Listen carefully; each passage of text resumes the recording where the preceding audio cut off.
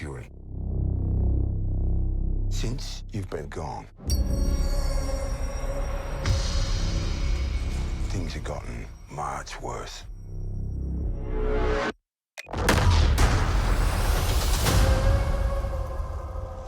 Why do you think I came back?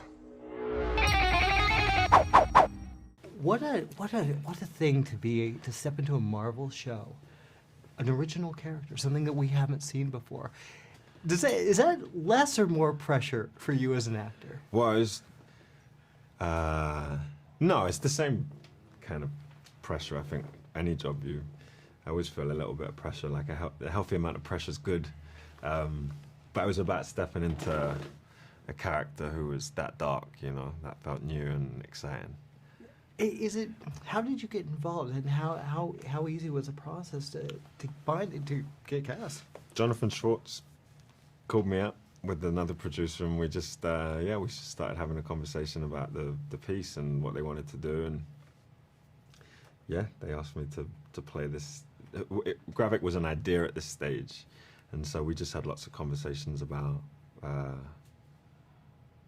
who he was and what his function within the piece was, and the more we spoke, the more enticing it became, you know. And we were just like, how dark can we make this dude? You know, how much tension can we build through him, and also, you know, where is this rage and this hatred coming from, and are we going to get an opportunity to understand the why?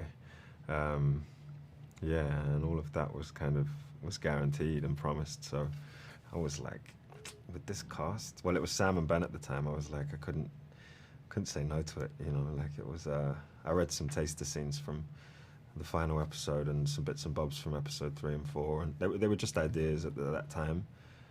And like Brian Tucker wrote some great stuff. It felt like sections from a play. So I was like, as an actor, you're gonna have something to get into here. And just they wanted to create a show that felt, you know, grounded and real and a little bit darker, and so building Gravik within that context felt like it could be fun, you know. Very few of us know about the wars fought in the shadows that have raged on this planet. Do you feel responsible? First off, I love that you guys are taking this in a slightly different direction with what we've seen from Marvel.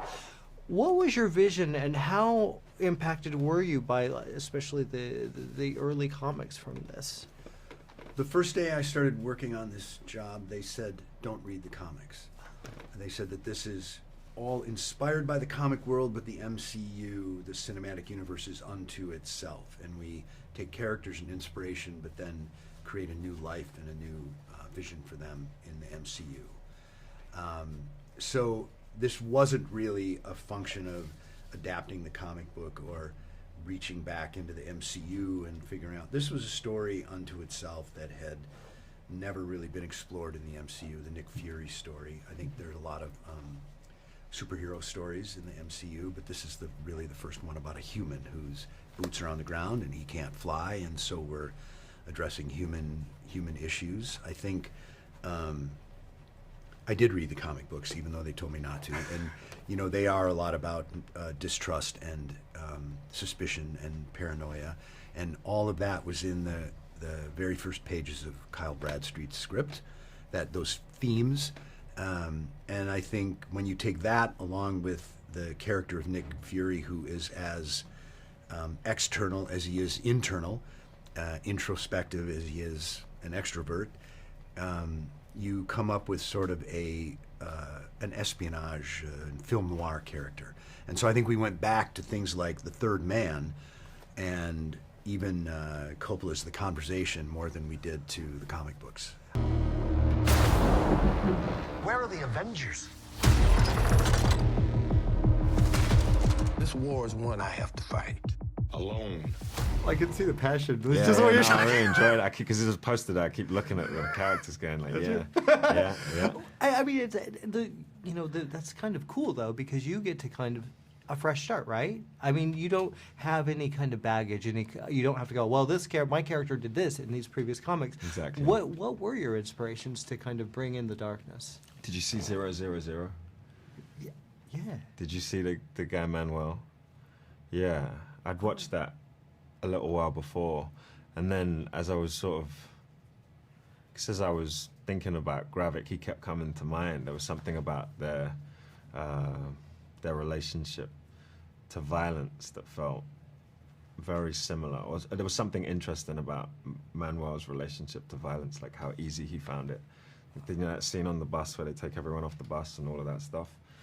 I mean, so many scenes in that series, and I was like, yeah, I mean, what if this guy trusts no one and feels no love and finds it that easy? Like, what does that mean? And does Gravik become more dangerous if we go in that direction, you know? And to lean away from, you know, making him sentimental, I think that it's there had to be a real like connection to that.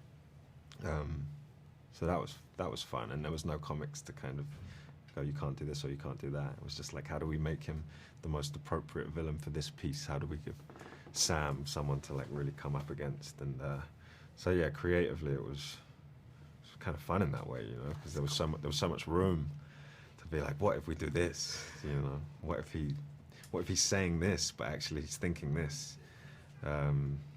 And just to make sure that what he said and what he did were in opposition, and that he was unreadable. What I love about 000 is that guy sucked the air out of any room he went into, just without saying very much. So I guess if anything, I was like, it'd be cool if Gravik feels somewhat like that. And then how do we do that? You kind of did. Honestly, Cool. Yeah, like, Right. I mean, does that was it weird, kind of stepping away from sentimental and just going, no, this is a villain, he's bad? Oh, it was easy because it just felt uncomfortable.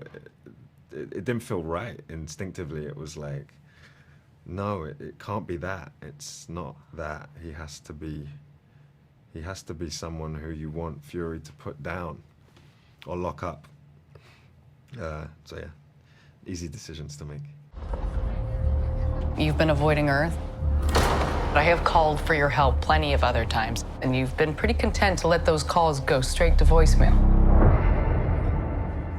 Yeah, well, this is different. I was going to ask, because I felt like there was kind of almost a 70s thriller vibe going on with this. It's my age revealing itself. I mean, those are the films that influenced me when I was growing up, and you can't get rid of them because they're so good. Yeah. They're so good. And they still work to this day. Yeah. Was it tricky trying to ground what is a pretty big story technically, but making it so, you know, gritty and feel so personal? Well, I think that's Nick Fury's job. I mean, the character in the story takes us there, and if we're going to listen to the story and follow the story, we're with him, and his feet are on the ground. So, you know, the elements of the story, the purpose of the story is what, at least what I do when I work, I lean into to help direct the story. So I don't think it's difficult or tricky the story is the story, and you go in and you tell it the best way you can. So we got to see the first 2 episodes. Yeah. Really, I love the mood and the tone here. Is there going to be a lot of tie-ins to other worlds, or is this really just a standalone? That's a great question for Kevin Feige. My job is to take this story and tell it. My job is not to connect it to other elements of the MCU, and I'm sure they have plans. I don't know what they are, and I hope that we have told the story in a good way that lands with audiences and has them begging for more, and then Kevin will figure out where it goes from there. One last fight.